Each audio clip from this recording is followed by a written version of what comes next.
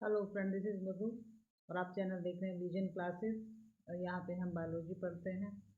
Actually कुछ problem हो गई है तो जो है वो काम नहीं कर रहा मेरा सॉफ्टवेयर जिसपे मैं बना रही थी, जिसपे टाइप करके मैं वो बनाती हूँ। तो मैंने आज ये हैंड रिटन नोट्स में ही सोचा कि आपको बना दिया जाए वीडियो। मैं सोच रही थी क्वेश्चन थोड़े प्रैक्टिस कराए जाएंगे। तो कुछ प्रॉब्लम है, काफ़ी समय भी लग गया। अभी छोटा सा ही बनाया है, बनाने की कोशिश की है। देखिए जैसा भी है सही रहेगा तो ऐसे भी कंटिन्यू करेंगे जब तक वो नहीं सही हो जाए, क्योंकि मैं गैप नहीं करना चाह रही थी, छुट्टी नहीं करना चाह रही थी, इसलिए फिर ये जो है बना दिया। क्योंकि हमारा पिछला टॉपिक कंप्लीट हो गया था, तो आज हम नया टॉपिक स्टार्ट कर रहे हैं जिसका नाम है एनिमल टेक्सोनॉमी। और ये सब लोग कहते हैं कि ये बहुत टफ टॉपिक है। हम लोग भी जब पढ़ते थे तो उस समय पे हम लोगों को भी टफेस्ट टॉपिक लगता था, क्योंकि इसमें साइंटिफिक टर्म बहुत ज़्यादा यूज हुई होती हैं। हालांकि बायोलॉजी तो साइंटिफिक टर्म का ही नाम है दूसरा बायोलॉजी, लेकिन इसमें हर लाइन में दो दो तीन तीन जो है साइंटिफिक वर्ड यूज होते हैं। लेकिन अगर आप उन वर्ड्स के साइंटिफिक मतलब, वर्ड जो साइंटिफिक वर्ड्स हैं उनके मतलब को अच्छे से समझ लेंगे तो वो इतना ही ईजी हो जाता है, इतना टफ नहीं है। अब फिलहाल मैं जो पढ़ा रही हूँ उस हिसाब से, जब मैं जो पढ़ती हूँ अभी उस हिसाब से मुझे नहीं लगता कि ये टफ है। अब ये मुझे नहीं लगता टफ है। उस समय से फिर जब पढ़ते थे 11th 12th में थे, या आप ये BSc में थे, तो उस समय पे टफ लगता था। अभी फ़िलहाल की डेट में ये टफ नहीं लगता है मुझे, है ना। तो बाकी जो है आप लोग अपने सजेशन मुझे भेजिएगा, कोई दिक्कत होगी तो वो बताइएगा, है ना। देखिए ये ऐसे ही हो रहा है, मैंने कुछ किया तो पता नहीं वो एनिमल टेक्सोनॉमी जो हेडिंग डाली थी वही चली गई। अब इसको अंडू कैसे करें? क्या, छोड़िए, मैं दोबारा से इसको, हाँ वैसे ही लिख देंगे पेन से, एनिमल टेक्सोनॉमी ज़्यादा बेटर ऑप्शन है लेकिन ये भी बेकार ऑप्शन है। देख रहे हैं ना कितना अच्छा चल रहा है मेरा पेन का सिस्टम। यही हो रहा है आज मेरे साथ। सुबह से हम मतलब जो है काफ़ी समय इसमें दे चुके हैं। आई थिंक ये पेन का साइज काफ़ी मोटा हो गया है और ये पतला कहाँ से होगा, I don't know. Now it's okay. तो ये जैसे इसको इरेज कर देते हैं पहले, और फिर हम यहाँ पे animal taxonomy, animal taxonomy, taxonomy,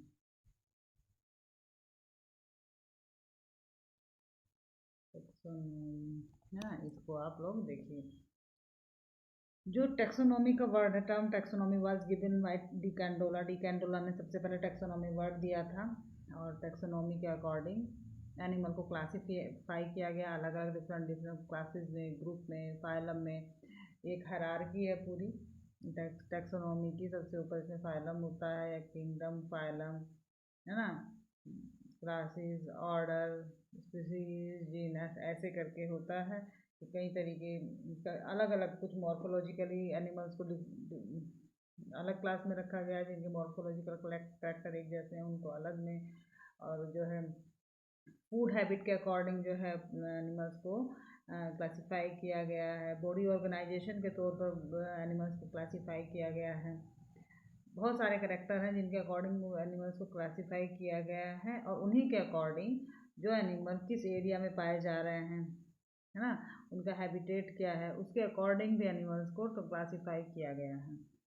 तो बहुत तरीके के एनिमल है, उन्हीं को हम सब पढ़ेंगे। जो सबसे जो सिंगल सेल एनिमल है वो प्रोटोजोआ में है ना।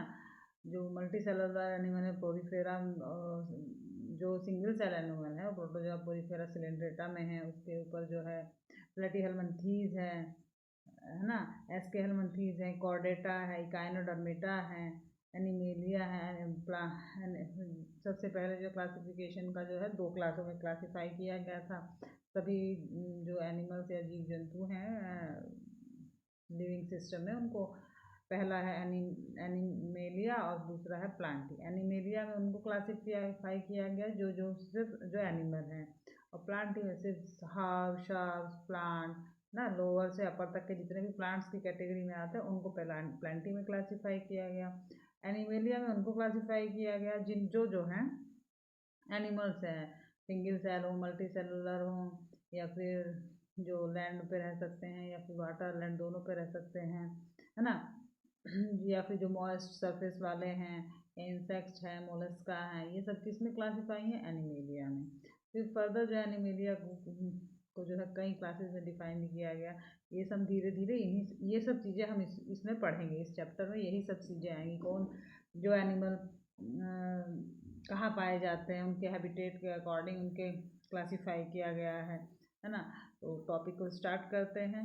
सबसे पहले आपने सुना होगा benthic animal, the animal which are found in depth in the sea. जो समुद्र की बहुत गहराई में पाए जाते हैं उनको बेंथिक एनिमल कहते हैं। यहाँ मैंने एक छोटी सी स्लाइड लगाई हुई है, वो अपने हैंड रिटन नोट्स की वो टाइप को नहीं कर पा रहे थे तो वो PDF नहीं बन पाई फिलहाल इसकी, तो मैंने इसको ऐसे ही बनाया है। एक इंग्लिश में भी है तो मैंने, लेकिन इसमें कुछ हिंदी इंग्लिश दोनों लिखा है जिससे कि जो हिंदी में पढ़ते हैं उनको भी हेल्प हो जाएगी, और साइंटिफिक वर्ड तो इंग्लिश में ही आपको लर्न करने पड़ेंगे। बायोलॉजी का ये पहली लॉ है कि आपको सारे वर्ड्स जो साइंटिफिक वर्ड्स हैं वो आपको जो है इंग्लिश में ही लर्न करने चाहिए, क्योंकि हिंदी में भी आप लिखेंगे उनका प्रोनाउंसिएशन सेम रहता है, प्रोनाउंसिएशन में कोई डिफरेंस नहीं होता। तो बस इंग्लिश लिखिए या हिंदी लिखिए तो ABCD जब आप प्रोनाउंशिएट कर लेंगे तो लिखने में तो कोई दिक्कत है ही नहीं, सिंपल। खैर, the animal which are found in depth in the sea और कॉल्ड बेंथिक एनिमल। जो एनिमल समुद्र की, मैं इंग्लिश में बोल भी रही हूँ और हिंदी में यहाँ लिखा है, इंग्लिश में भी लिखा है, तो इसमें कोई दिक्कत होनी नहीं चाहिए मेरे अकॉर्डिंग, है ना। और जो है pelagic animal, the animal which are found in littoral region, हाँ sorry, pelagic animals are those which are found freely in sea water. जो फ्रीली अपना जो है मूव कर रहे हैं ऐसे हाथ फैला के, जैसे नहीं एकदम रिलैक्स मोड, तो रिलैक्स मोड में वो फ्लोट करते हैं सी में, उनको जो है पैलेजिक एनिमल का, जैसे वाटर सरफेस पे थोड़े डेप्थ में, थोड़ी गहराई तक, बहुत ज़्यादा नीचे तो वो नहीं पाए जाएंगे, लेकिन जो है उन सभी वहाँ जहाँ तक वो रहते हैं वो फ्रीली मूव करते हैं, उनको पैलेजिक एनिमल कहते हैं। इंटरटाइडल जोन में जो एनिमल पाए जाते हैं उनको लेक्टोरल एनिमल कहते हैं। इंटरटाइडल जोन क्या होता है, जो समुद्र के किनारे का होता है, जो लैंड से अटैच्ड होता है, जहाँ से वाटर लैंड से अटैच्ड होता है, उस एरिया को इंटरटाइडल जोन कहते हैं। वहाँ पे लेक्टोरल एनिमल पाए जाते हैं, है ना। और जो है इसमें जो है 200 मीटर की गहराई तक जो एनिमल पाए जाते हैं उनको क्या कहा जाता है, 200 मीटर की गहराई तक जो एनिमल पाए जाते हैं ना, नैरेटिक एनिमल कहा जाता है। क्या कहा जाता है, neritic animal. Animal which are found in depth 200 metre in sea are called neritic animal, उनको नैरेटिक एनिमल कहा जाता है। दो तरीके के एनिमल इस बेस पर, एनाड्रोमस और कैटाड्रोमस को इस बेस पर डिवाइड किया गया है। कुछ इस तरीके से होते हैं फिशेस जो होती हैं, है ना, कुछ ऐसी होती हैं जो रिवर में स्टे करती हैं, कुछ होते हैं एक्वेटिक एनिमल जो हैं सी में रहते हैं। तो जो एनिमल सी में रहते हैं लेकिन अंडे देने के समय पे, स्पॉइंग के समय पे वो जो है कहाँ आ जाते हैं, वो रिवर में आ जाते हैं, उनको क्या कहा जाता है, उनको कहा जाता है एनाड्रोमस। और जो एनिमल, जो फिशेज अंडे देने के समय, स्पॉइंग के समय, सॉरी बहुत थक गए, जो है नहीं थके नहीं है, पता नहीं अब क्यों ऐसा हो रहा है, आई डोंट नो, चलिए खैर छोड़िए। जो फिशेज या एक्वेटिक एनिमल जो रिवर में पाए जाते हैं, स्पॉइंग के समय, अंडे देने के समय जो हैं कहाँ चले जाते हैं, समुद्र में चले जाते हैं, दैट इज कॉल्ड कैटाड्रोमस, है ना। एक तरीका ये है इसको समझने का, लेकिन ये इम्पोर्टेंट है, यहाँ पर देखिए लिखा भी है, ये जो है ये इम्पोर्टेंट है, दोनों टॉपिक्स, दोनों हेडिंग, एनाड्रोमस और कैटाड्रोमस। एनाड्रोमस जो नीचे से ऊपर आए, भाई जितनी भी नदियाँ हैं सब समुद्र से लहराते लहराते लहराते, अपने देश का ही देखें तो बंगाल की खाड़ी में जाकर गिर जाती, मतलब ऊपर से नीचे आ रही हैं। उसमें एनिमल कौन से हैं, जो कुछ सभी नदियाँ ऊपर से नीचे बह रही हैं ना, उनमें दो तरीके के एनिमल पाए जाते हैं, एनाड्रोमस और कैटाड्रोमस। तो जो एनिमल समुद्र से नदी में जा रहे हैं, मतलब कि ऊपर चढ़ रहे हैं, opposite to the water flow, जो मूव कर रहे हैं एनिमल, उनको कहा जाता है कैटाड्रोमस, सॉरी एनाड्रोमस एनिमल। और जो एनिमल जो है वाटर के फ्लो की डायरेक्शन में फ्लोट कर रहे हैं उनको कहा जाता है, नीचे से ऊपर से नीचे जा रहे हैं, उतर रहे हैं, उनको कैटाड्रोमस कहा जाता है। फ्रेश वाटर में जो एनिमल्स पाए जाते हैं उनको क्या कहते हैं, लैंटिक एनिमल कहा जाता है। The animal which present in stagnant water. Stagnant water क्या होता है, रुका हुआ पानी, जैसे तालाब का है, झील का है, तो इस तरीके के पानी में जो एनिमल पाए जाते हैं उनको लैंटिक एनिमल कहते हैं। ये जो है इसमें जो है प्लैंक्टॉन्स वगैरह होते हैं अधिकतर, है ना। और जो animal, the animal which are found in running water are are called lactic animal, है ना। The animal which are found in stagnant water, that is called, those are called lentic animal. Or the animal which are found is running water, that is those are called lotic animal, है ना। Plankton जो है इनएक्टिवली float करते रहते हैं, वो कोई active floating नहीं करते। एक्टिव फ्लोटिंग मतलब कोई फोर्स नहीं लगाते हैं। एक्टिव जैसे एक्टिव ट्रांसपोर्ट, पैसिव ट्रांसपोर्ट होता है ना, एक्टिव एब्जॉर्प्शन, पैसिव एब्जॉर्प्शन, ऐसे ही एक्टिव फ्लोटिंग होता है, पैसिव फ्लोटिंग होता है। तो एक्टिव फ्लोटिंग में क्या होता है, जो एनिमल फ्लोट कर रहा है वो थोड़ा एफर्ट करता है कि मुझे यहाँ जाना है वहाँ जाना है के लिए। अब जैसे आप ही हैं या हम ही हैं, किसी चीज़ के लिए कोई चीज़ चाहिए तो उसके लिए क्या करते हैं, मेहनत करते हैं, दैट इज कॉल्ड एक्टिव। और जो है ना मिल जाएगा नहीं मिलेगा कोई फ़र्क नहीं पड़ता है, तो वो पैसिव कहलाएगा। इसी तरीके से सेम कंडीशन है किसके लिए, उन एनिमल के लिए जो इनएक्टिवली फ्लोट करते हैं, कोई एफर्ट नहीं डालते फ्लोटिंग में, अपनी तरफ से कोई कोशिश नहीं करते, डूबे हैं लेकिन तैरते रहते हैं, तो वो उनको प्लैंकटन कहा जाता है। और एक जो है बाबा जी हैं, जो बहुत सारी साइंस की ब्रांच के पापा हैं, वो सभी को पता है, मुझे लगता है जो बायोलॉजी पढ़ रहा है सबको पता है, जो साइकोलॉजी पढ़ा है उसको भी पता है। मैक्सिमम मतलब बहुत सारी साइंस की ब्रांच के पापा कौन हैं, एरिस्टोटल, अरस्तु। अरस्तु जी ने सिर्फ एक ही काम किया, खाली बैठ के सबके पापा बने। सारे साइंस की ब्रांच के उनको इतना ज्ञान था, इतना ज्ञान था, सुबह से शाम तक रिसर्च करते थे, रात में बैठ के लिख देते थे। एक किताब, 4 किताबें पकड़ी हुई होंगी एक साथ। अच्छा ये दिमाग में आया, ये इस वाली बुक का मैटर है, अच्छा ये आया है, आज मैंने ये देखा, ये इस वाली बुक का मैटर है। मैं मजाक मतलब उनका मजाक नहीं उड़ा रही हूँ, मैं आपको ये समझाने की कोशिश कर रही हूँ कि आपके दिमाग में बैठे कि father of taxonomy is Aristotle और अरस्तु, है ना। जो समुद्र जो सॉरी जो समुद्र नहीं, जो एनिमल वहाँ पे पाए जाते हैं जहाँ पे लाइट नहीं पहुँचती, गहराई में, समुद्र की गहराई में, प्रोफाउंडर जोन उसको कहा जाता है। द प्लेस इन रिवर और sea where light is not reach, that is called profundal region. देखिए मैंने क्या बताया, अरस्तु जी जो है ना बहुत चीज़ों के पिता, फादर ऑफ साइकोलॉजी हैं, फादर ऑफ टेक्सोनॉमी है, फादर ऑफ जूलॉजी हैं, फादर ऑफ बॉटनी कौन है, थियोफ्रेस्टस हैं। तो फादर ऑफ बॉटनी नहीं लगाना कॉमन, अरिस्टोटल अरस्तु या अरिस्टोटल अरिस्टोटल करते रहे। अच्छा अरस्तु जी ने एक बुक लिखी थी हिस्टोरिया एनिमेलिया, क्योंकि ये एनिमल टेक्सोनॉमी के फादर हैं, है ना। तो इनकी जो ये जरूरी इम्पोर्टेंट बुक है वो किसका क्या नाम है, Historia Animalia, the book written by Aristotle, है ना। अरिस्टो ने जो है भाई एनिमल को दो पार्ट में डिवाइड किया किसके बेस पे, ब्लड के, रेड ब्लड सेल्स के बेस पे। The animal which are found, the animal in which red blood cells are absent are called anaemia, और the animal which have red blood cells और RBC आपका anaemia, है ना। Anaemia और anaemia ये आपको ध्यान देना है।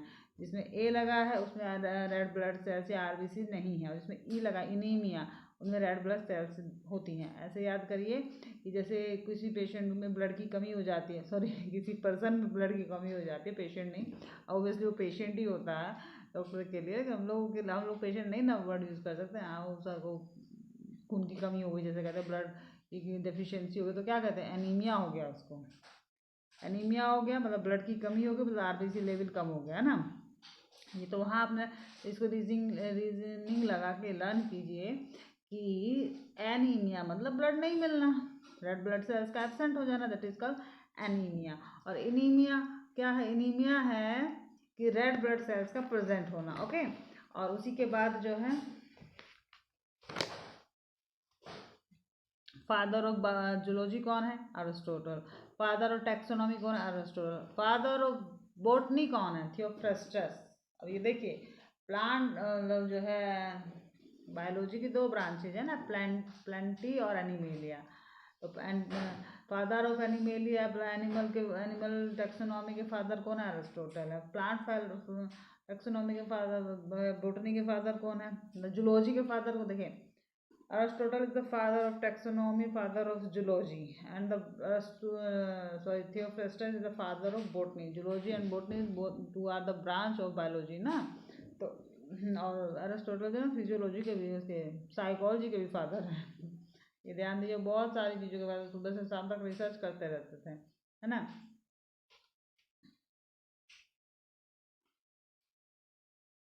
इन्होंने बुक लिखी कि इन्होंने थियोफ्रेस्टस ने कौन सी बुक लिखी? Historia plantarum.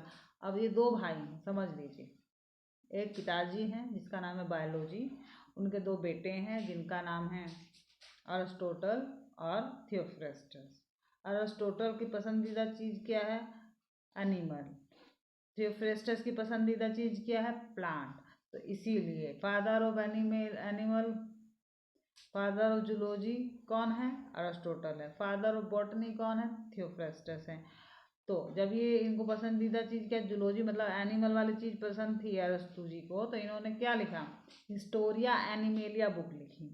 और थियोफ्रास्टस को क्या पसंद था? प्लांट पसंद थे, तो उन्होंने कौन सी किताब लिखी? हिस्टोरिया प्लांटेरम लिखी, सिंपल। अब ये दो भाई थे, अब इन लोगों की शादी, इनमें से एक लोग की शादी हुई, है ना। इनकी एक बहन भी थी, हाँ समझिए। अब बहन का जो बेटा था वो भांजा। बड़े भाई थे अरस्तु, छोटे भाई थे थियोफ्रेस्टस। ये मैं कहानी सुना रही हूँ, ये एक्चुअल में ऐसा कुछ है नहीं, सिर्फ लर्न कराने के लिए। बड़े भाई थे अरस्तु, छोटे भाई थे थियोफ्रेस्टस। अरस्तु काम कर रहे थे, बढ़िया चल रहा था, उन्होंने इतने सारी ब्रांचेज के फादर वो बन गए थे, इतना रिसर्च कर डाले थे, तो घर में उनकी बड़ी इज्जत होती थी, ये बेटा हमारा लायक है।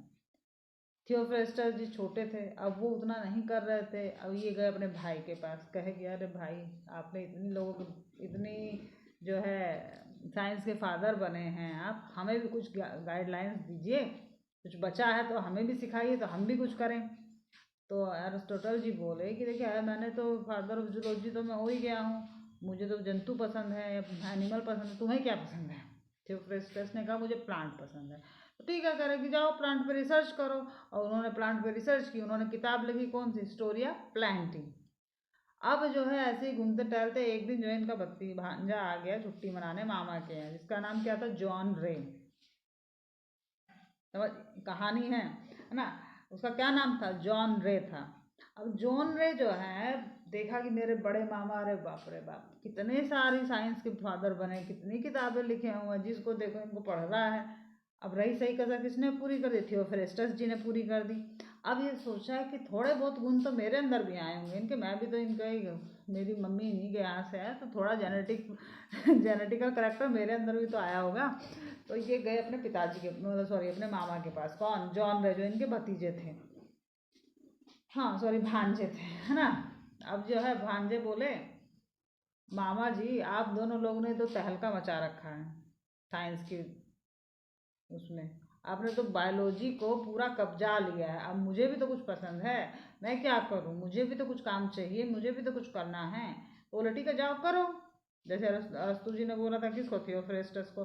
थियोफ्रेस्टस को से पूछा था उन्होंने कि तुम्हें क्या पसंद है? उन्होंने कहा मुझे प्लांट पसंद है, मुझे पेड़ पौधे पसंद है। तो जाओ रिसर्च करो, जो रिसर्च हो वो लिखो। तो उन्होंने लिखी, तो उसकी बुक का नाम क्या हो गया? Historia Plantae. अरस्तु जी की बुक का क्या नाम है? हिस्टोरिया एनिमेलिया, है ना। तो अब जो है जॉन रे है, अब जॉन रे सोचे, जॉन रे से इन्होंने पूछा कि तुम्हें क्या पसंद है? कि मैं जो है वो पसंद करता हूँ कि छोटे छोटे जो डिफरेंसेस होते हैं, ये पत्ता बड़ा है, ये पत्ती छोटी है, ये घास में उगता है, बालू में उगता है, पानी में उगता है, मुझे ये चीज़ें डिफ्रेंशिएट करना मुझे बहुत अच्छे से समझ में आती है। मैं एकदम पेड़ को देख के, पौधे को देख के बता सकता हूँ, या फिर जो एनिमल को देख के बता सकता हूँ कि ये कौन से उसमें से। कह तुम तो बहुत समझदार हो। तो कह रहे कि अच्छा, तो इसका नाम सोचो। कह रहे कि भाई देखिए मैंने इसका नाम सोचा है स्पीसीज। अच्छा, कह रहे बहुत अच्छा नाम है स्पीसीज। कह रहे वो स्पीसीज स्पीशीज उनको कहा जाता है जो रहती हैं एक एरिया में और इंटरब्रीड करती हैं, एक जैसी दिखती है मॉर्फोलॉजिकली। अब तो कह ठीक है तुम, तो जॉन रे जी ने कहा कि मैंने टर्म दिया स्पीसीज, तो जॉन रे जी के हिस्से में क्या आया, टर्म स्पीसीज आया। उन्होंने बुक भी लिखी भाई। हिस्टोरिया एनिमेलिया कौन लिख चुका था, अरस्तु जी लिख चुके थे।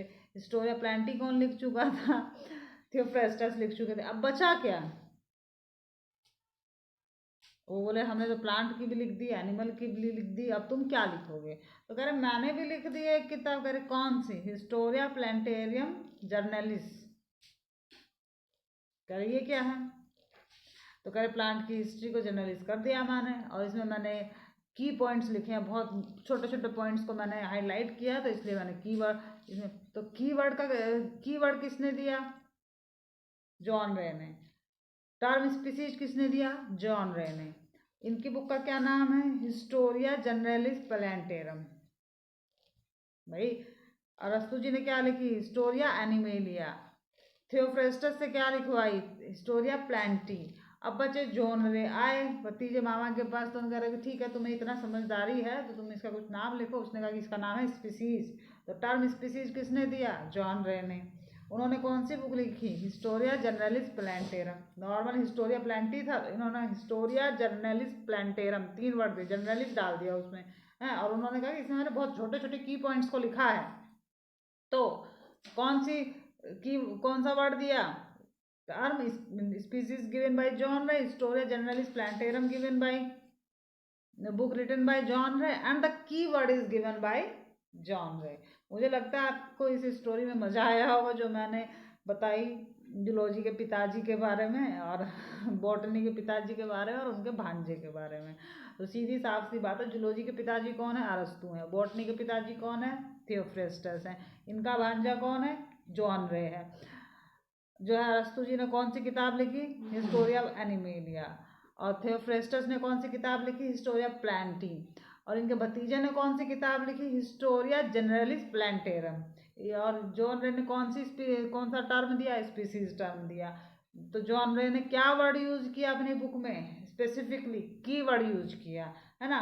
और कितने तरीके के एनिमल होते हैं जो फ्रेश वाटर में रहते हैं, एनाड्रोमस और कैटाड्रोमस। एनाड्रोमस चढ़ने वाले, मतलब ऊपर जा रहे हैं समुद्र से नदी में, तो मतलब ऊपर जा रहे हैं। और जो कैटाड्रोमस है, नदी से जो है समुद्र में जा रहे हैं, तो नीचे की तरफ आ रहे हैं। और जो एनिमल जो है समुद्र के गहरे पानी में पाए जाते हैं, उनको क्या कहते हैं, बेंथिक एनिमल कहते हैं। ये लर्न करना है, इसको 2-3 बार पढ़ेंगे तो लर्न हो जाएगा। और जो फ्रीली मूव करते हैं पानी में, हाँ हम तो कहीं भी जाएंगे, कहीं भी फटाएंगे, कोई एफर्ट नहीं, आराम से लेट के जीवन का जो आनंद ले रहे हैं ना, जिन्हें कोई टेंशन नहीं है, वो कौन से एनिमल है, वो है फैलेजिक एनिमल। फैलेजिक एनिमल वही है जो इंसान आपको अपने आसपास दिखे, जो एकदम मस्त मोला है, उसे खाने की चिंता नहीं, पीने की चिंता नहीं, कल क्या होगा उसकी चिंता नहीं। ऐसी जिंदगी मिलनी मुश्किल है ना। वो पानी में तैर रहे हैं, ये अपने एटमॉस्फेयर में तैर रहे हैं। तो ऐसे एनिमल कौन से, फैलेजिक एनिमल है। इंटरटाइडल जोन क्या होता है, जहाँ पर एनिमल वो, सॉरी, इंटरटाइडल जोन में जो एनिमल पाए जाते हैं उनको क्या कहते हैं, लैक्टोरल एनिमल। इंटरटाइडल जोन क्या होता है, समुद्र का किनारा जो होता है, सी साइड को क्या कहते में जो एनिमल पाए जाते हैं उनको क्या कहते हैं, लैक्टोरल एनिमल कहते हैं। और जो एनिमल 200 मीटर की गहराई तक समुद्र में पाए जाते हैं, नैरेटिक एनिमल कहे जाते हैं। भाई बहुत दूर है बेंथिक, अरे वो तो बैठ गया उठा ही नहीं समुद्र में, तो बेंथिक एनिमल। थोड़ा नियर है, 200 मीटर तक है, तो नैरेटिक एनिमल 200 मीटर की गहराई तक पाए जाते हैं समुद्र में।